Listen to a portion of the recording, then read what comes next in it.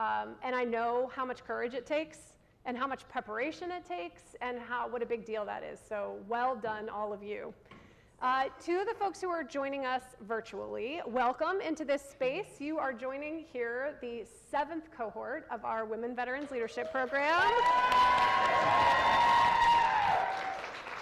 And they're live here in the room with us in DC, and they are in the middle, smack dab in the middle of their graduation weekend. So that's the last time I'm going to specifically talk to our live streaming audience. Right now, you are my audience. And we have a really special 30 minutes together. We have news to share with you all, Mission Continues news, and this is special for so many reasons. I'm glad that our network can join us virtually for this and have a chance to see it, but I'm even more glad that you are here in the room because this is pretty cool. So I want to talk a little bit about the Women Veterans Leadership Program and where we started and where we are now and where we're going. When we started this program, when we started our bigger, more intentional investment in women veterans, it was about 8 years ago, and we started with a 3-day summit. And the summit came about because we had some data and some research that showed us that that women veterans were telling, specifically the women in our Mission Continues network, so this wasn't all women veterans, but the women in our network, it was a significant amount, thousands, were telling us that their challenges, your challenges, our challenges, when we left the military were unique and particular to women veterans. And there were things that women veterans were experiencing and going through and some challenges that they were facing that were not the same as what their male peers were facing. And that they wanted, craved, needed some additional support, intervention, skill set, something, network, people, in order to navigate those particular challenges.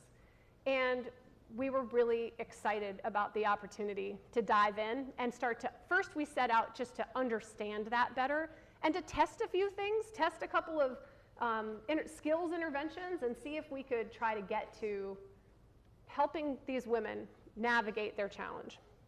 And it started with a summit in New Orleans. We hosted it on Bourbon Street. That was not the best choice we've ever made as an organization. Or the best. Not, yeah, or maybe it was the best. Honestly, I don't remember, so we'll never know. Amazing, but it was a amazing weekend full, a room about this size, so about 75 women came together, and we got to hear from them, and they just poured into us. And when we started this thing, we thought like, oh, hey, this is going to grow to be we're going to turn this into the premier program for women veterans that's going to create fantastic leaders for our service platoons. And you all very much have gone on to be fantastic leaders in our service platoons. Let me start by saying that. We thought that was like the ideal purpose for a program for women veterans. We were so convicted in that. And so we did 4 summits, 4 annual summits. They were a weekend long, and we knew after the very first one in Bourbon Street, from what we could remember, after that very first one, we absolutely knew like we were onto something, and we had to do more. And not only did we have to do another summit, but the summit wasn't enough. We needed this to be a program. And so we set out then, it was in 2016, we decided this is going to be bigger than a summit. But we ran 4 summits because we had a lot to do. We had to plan, we had to pitch, we had to build, we had to fund. We had to do all of those things if we wanted to launch a program.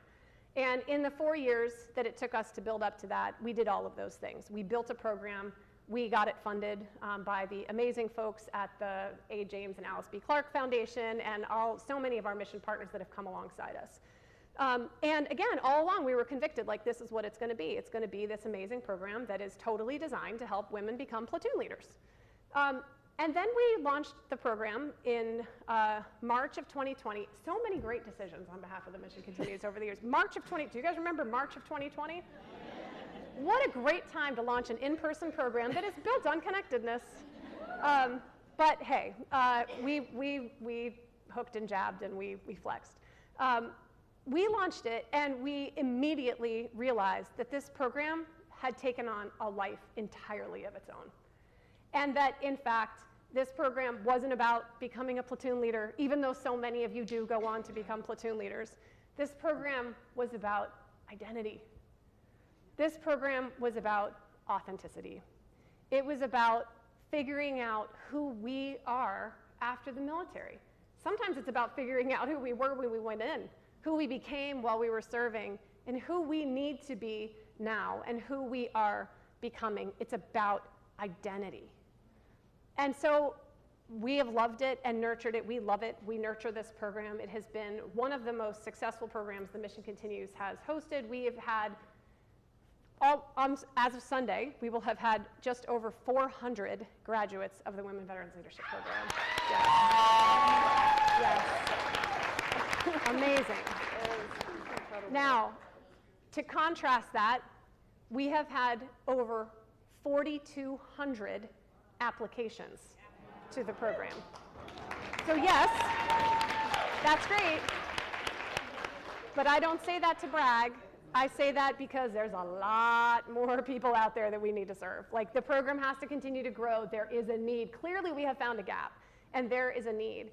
And as we watch this program take on this beautiful, incredible, special life of its own, we in the Mission Continues have, from a strategic standpoint, been kind of over here saying, this is growing to be something that has unbelievable legs.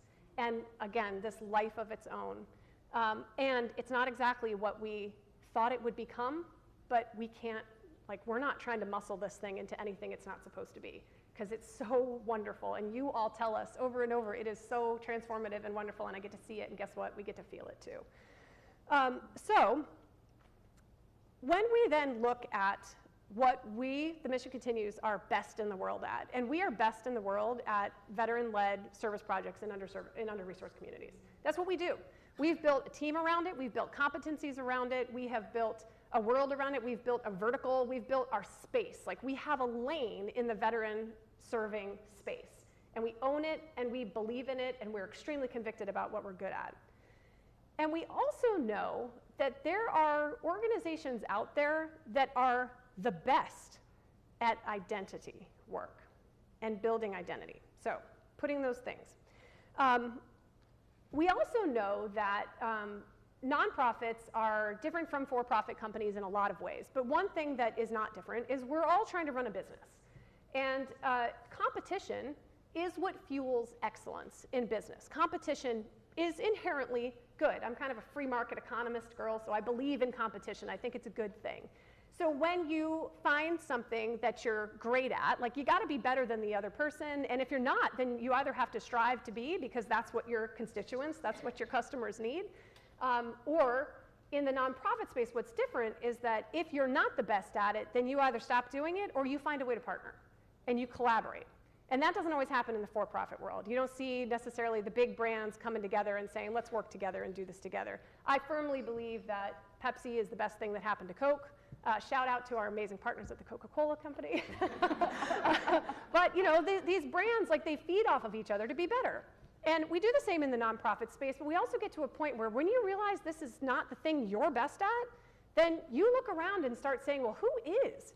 Because our customer, the women veterans of the world, deserve the best, the absolute best. So sometime in last year, as we, again, you see I'm sort of laying a groundwork here, like all the things that are shaping up in the world, and we look around and we say, you know, we know what we're best at, and we got to really lean into that, because we're in a tough environment right now. We're like, if you don't know what you're good at, you better get out of the way, because someone's coming running over you, and we do. We know what we're best at.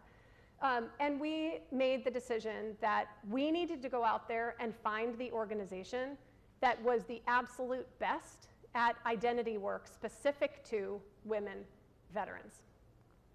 And we went through a pretty rigorous process at the end of last year. We launched a request for proposals, and we got some back. And we found the organization that we believe is the best at this. And the leader of that organization is sitting next to me right now.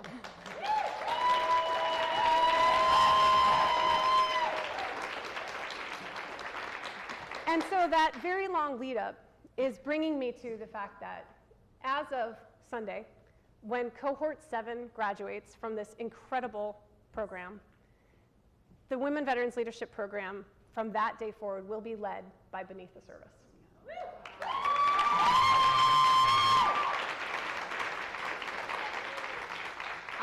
I couldn't be more excited and proud and hopeful and happy and gracious, grateful that we have found an organization that is going to allow this to be like a triple bottom line win.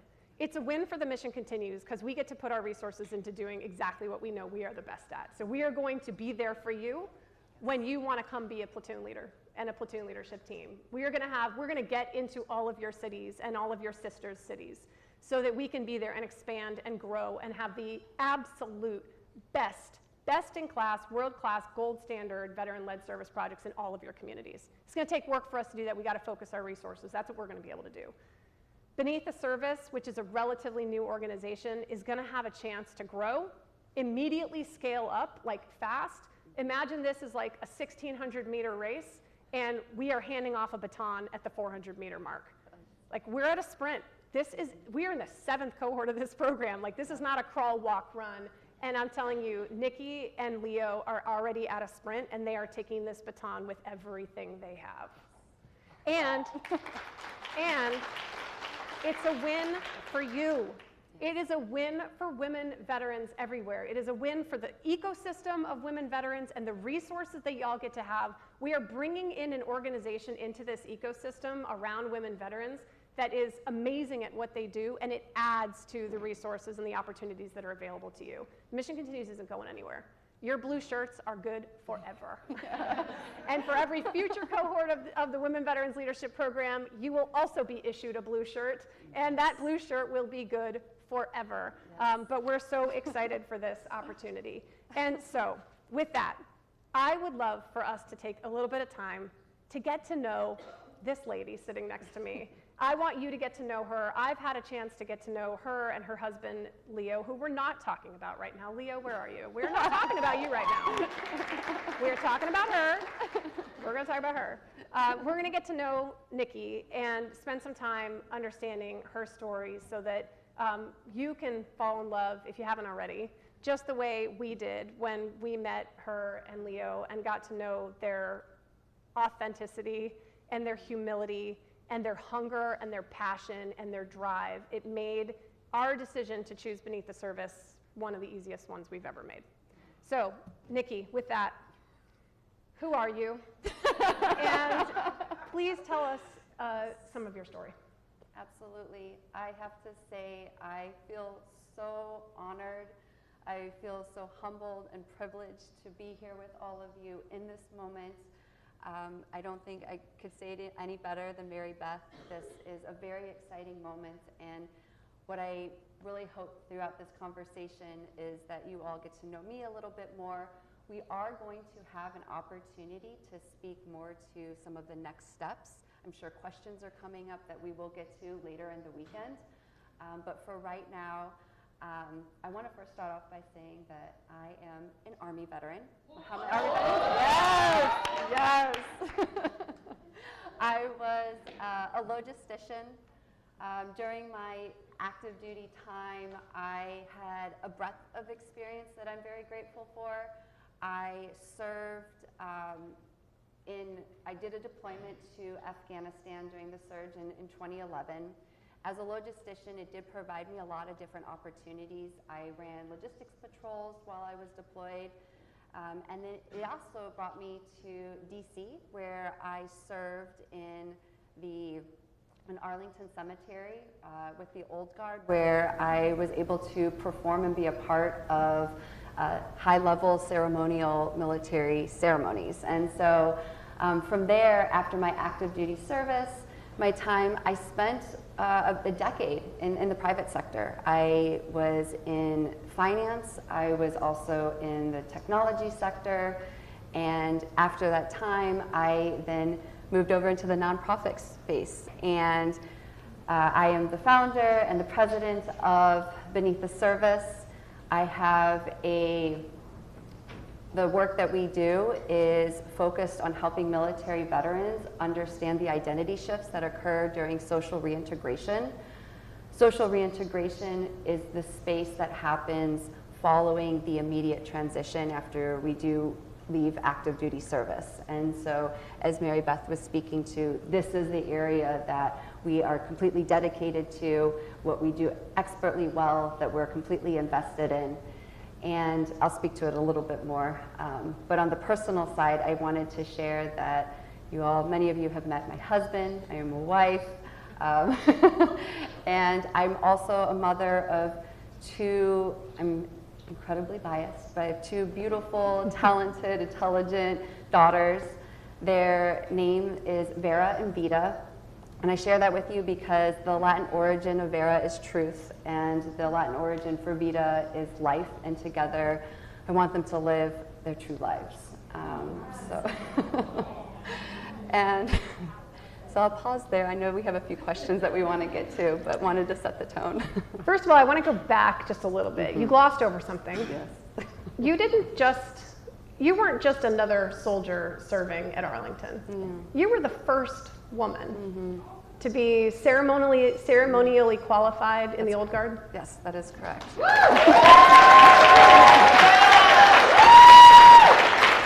So true barrier buster. Yes. In every possible way here as well.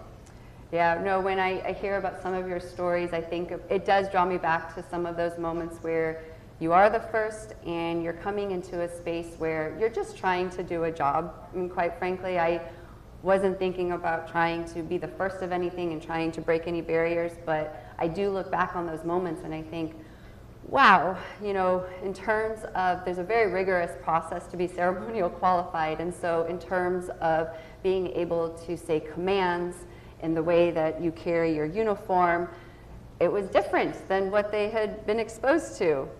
A woman is different, and so really being able to sort of set that standard and to be able to initiate really an opportunity for more women to come into a space that a very important unit within the military was very exciting, and so, yeah. Well, I think we can say on behalf of women, we're grateful to you for being one of the first, being the vanguard, and I joked with Nikki last night that must mean now that the floodgates have opened and there have been thousands of women since, right? And she's like, no, not exactly.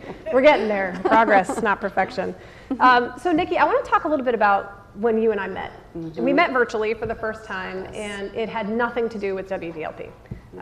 We met because a mutual friend put us in touch because you all were scaling your Beneath the Service and wanted to talk to someone a nonprofit who might have been like several years ahead of that. And WVLP kind of came up in conversation, and I broached it as like also, there's this thing happening strategically at the Mission Continues. Can you talk to me a little bit about what was going through your head during that call? Yes. So one thing that I also want to maybe in order to answer that question, I think in the best way, I want to also take a step back even with my story and even getting to this point, because whenever we do intros, we provide a nice little snapshot, and it's very easy for us to give the Photoshop version of what we've experienced. And a real impetus for me embarking on sort of this new professional journey, it came from a very challenging place and time in my life. I actually, the same week that I had returned from maternity leave was the same week that I was very unexpectedly laid off from the company that I had been with for several years. And in that particular moment, for someone whose profession is a very big part of their identity, it was a real shock to my system.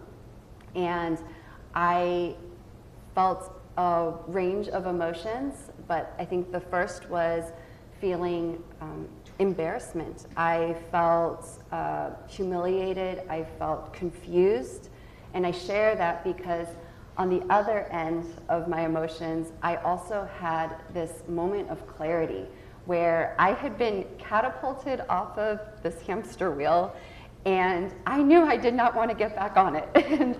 And recognizing my value and recognizing my worth, I knew that this was a moment of opportunity for me to do things differently, to do things that I knew were very important to me and where I wanted to go. And so I wanted to share that with all of you because oftentimes during these milestones in our moments, we think that there are two very seemingly different things, different feelings that are happening that are truths in that very same time. And it actually occurs to many of us more than we even realize, that we recognize. And so in that particular moment, I then did some very important introspective work, introspective work where I then looked back, and some of the things that you had spoken to earlier that were specific to women veterans, I've actually heard this been a theme at various points, but there was a time when I was in the private sector in having to talk about my experience as a woman veteran. I found myself retreating. I found myself being exhausted, having to explain my experience and finding ways for people to be able to understand it. And so I silenced myself, and I didn't want to talk about it because it was exhausting.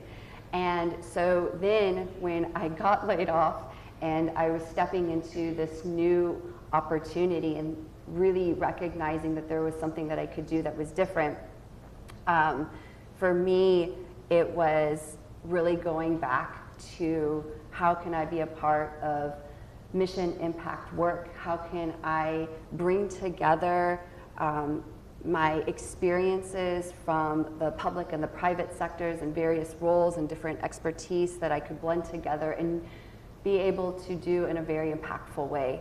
And so when we were talking about the program, when we were talking about scaling opportunities, I have been a part of other teams where it was a very important part of our model in being able to collaborate. And one of the things that you were speaking to, Mary Beth, is that when a program or when you're going through reprioritization, which is completely normal in any organization, there oftentimes programs, projects, they end abruptly, they sunset. And all of that experience, all of that knowledge then falls to the wayside, and it's completely wasteful. And so when we were focusing on identity work at Beneath the Service, we know that there are glaring gaps in the women veteran space, and especially around necessary research that can inform very important interventions, inform very important insights that can help strengthen the military community at large. And so when we started speaking and when we were together, rather than starting another women's veterans program, starting something on our own, it was, hey, let's find ways to be able to actually partner together. When she said that it was a slightly rigorous process, it was a very rigorous process. She put us through the ringer, as you should, because you all are very special and they're not going to just hand off the program to anyone. And so I think that what this moment represents is something that is very unique, that I would actually argue we probably don't see enough of even in the nonprofit space, where there is an opportunity for us to be able to graduate programs, and during that particular process, my goodness, the community, the support system, the organizations that come together, it's tenfold. You have even more support. There are more resources. There's more accessibility. There's the opportunity to be creative, to be able to come with really unique solutions that others hadn't thought of. And so I think more than anything, we want all of you to come away after this session hopefully feeling very inspired and knowing that there's going to be so much more opportunity as a result of this. And even beyond it, see, I'm getting a little bit on my soapbox. Beyond that, it's a chance for us to be able to also be an example to other organizations within the nonprofit community, that they can look to the military veteran community and say, wow, they are doing something that is remarkable and we want to follow. So, I love it. Thank you. Yeah. Thinking of this as additive, it's so important that we think of this as additive. We do, and I love that. Okay, we have 2 minutes, so I want to get to, I know, that happened fast, didn't it? Okay, this is going to be a lightning round. All right. All right, so that's why I have 2 minutes. Okay. So you're a fast mover, if you haven't learned this about Nikki. Like, sometimes I just see Leo, like, step back. He's like, I got to get out of the way. She's moving. You're a fast mover. Like, you're a fast thinker. You're a fast mover. You take action. When you're taking on a big challenge, this is not small. We trust you. We're putting a lot of confidence in you. It was a rigorous process, as you said. This is a big program. It's an important program. It means everything to us. Yes. It's just a little pressure. No, I'm just kidding. It's necessary and important pressure. Yeah, it's as it should be. Yes, but you're going to do great. Now, with that though, give me a lightning round of like, what resources are you arraying around you? Mentors, what skills have you even picked up in WVLP that are important to you? What is helping to fuel your confidence and what are you putting in place to make sure you can be successful? Well, I think there are several different things, and I know that I'm going to have to continue this conversation with many of you all post this session, but I think more than anything, being able to still leverage the mission continues. I am telling you, and you all know this, the leadership team, just the team at large at Mission Continues has been insanely remarkable. They have constantly shared, hey, we are here for you. Even after this official announcement, please leverage us. We are still in this. We are still here to help you. And I promise you, we will be leveraging you all. And I think a really great example of that is when we move forward with future cohorts, we will be maintaining the service community portion of the actual cohort. So that is inherent and very important. I also want to say, too, that I do have my own network and leverage of support that I'm able to also bring into the fold. I'm going to embarrass her because I really want to use this great example, but... You're wasting your lightning round time. I know, but I need to show this. My great friend Diana Staples, she is here, and she is a great example of this, of so many that have rallied around and are willing to step up and support in any way possible. When I shared that I was going into the nonprofit space, it was, how can I help? I am here for you. Sign the dotted line, whatever you need. And what she represents is, I'm not kidding when I say hundreds. Hundreds of people that I know that I have actually spoken to that want to be involved. Like, this is something that I think people understand. They're craving for this particular work. It is needed. And the rallying support in making sure that you all are taken care of, the alumna, and then those of you in the participants who are soon to be alumna, and the future participants of upcoming WVLP cohorts, they want to be supported. So that wasn't a waste. That was fantastic. Yes. Okay. Diana, you are definitely worth that time. Yes. Thank you. Okay, we are just about at time. For everybody who joined us virtually, thank you so much. I just want, my kind of last word to you, Nikki, is that for most of you, I think by now are aware that my last day at the Mission Continues is June 30th. And I have loved this program. So on a personal note, this has been a really important part of my journey at the Mission Continues and my journey personally as a woman veteran. And I am sleeping very, very well at night knowing that it's in good hands. Because we knew when we made this decision that we simply were not willing to live in a world without this program. Yeah. So sunsetting it was never an option. And I think that speaks volumes that it's in good hands. Yes. So thank you. We love you. We can't wait to see this succeed, you succeed, and everything that comes with it. And I know these women will join me in saying, this is going to be an amazing journey. We're all on it with you. I'm a part of it. You're a part of it. The 400 women that are joining us maybe virtually and who are out there as alum are a part of it. And, Charlie Mike. Yes, Charlie Mike. Thank you all so much.